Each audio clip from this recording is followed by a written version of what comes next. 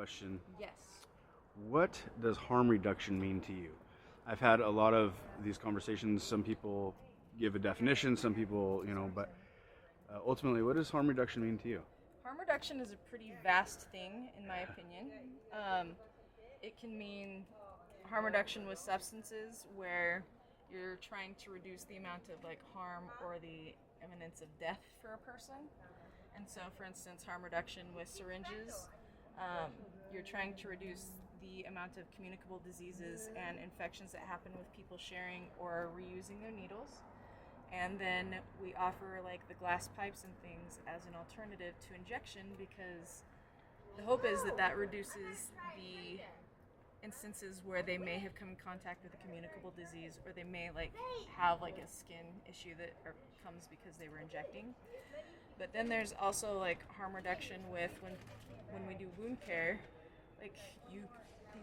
when you're unhoused, you could die from your wounds. They could easily become infected and you could die. And so you're trying to reduce the harm that way.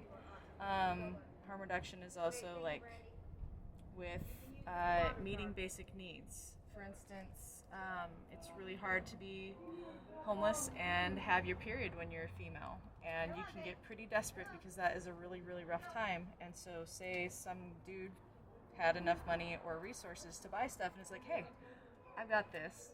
It's in my bathroom. Why don't you come over to my house?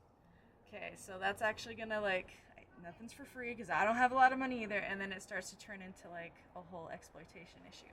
So harm reduction can take on a lot of different faces. And so anytime we can provide something for someone that either keeps them maybe out of harm's way or keeps them from being exploited, keeps them from getting an infection, keeps them from dying, because we also offer Narcan, which if they overdose, then they have a chance to revive and try again at life. So yeah. All right, so what do we have going on here? Okay, so we have a dead moment, so we're restocking. We tend to go through a lot of our bandages because people need to change their bandages 1 to 2 times a day, and you got 7 days a week till they see us again. And so we tend to give away a lot of bandages. So I'm just doing a quick restock before he gets here. Some of our biggest things that are needed are the Coban and the gauze wraps.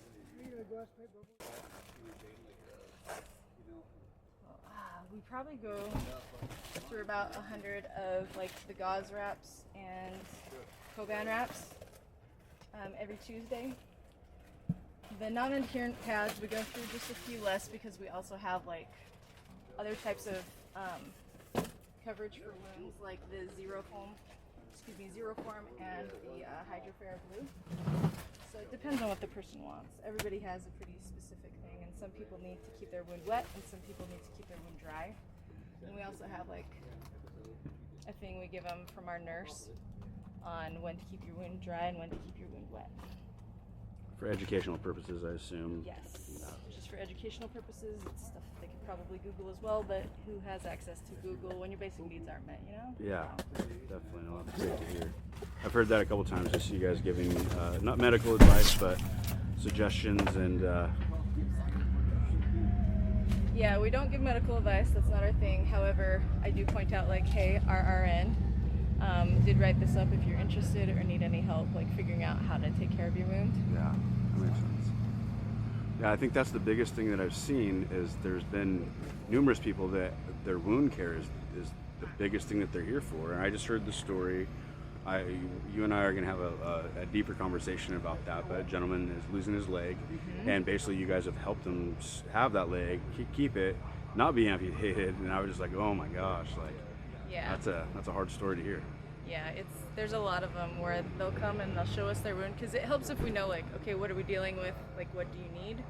And some of them they'll show us, and it legitimately just, there's no better way to put it. It looks like the Walking Dead TV show that you've seen where the flesh is just pink or green or rotting. And that has to do with, a lot of the time it has to do with the xylazine. It finds the weakest point and it pushes its way through the skin and just causes wounds that are hard to heal. Yeah. So.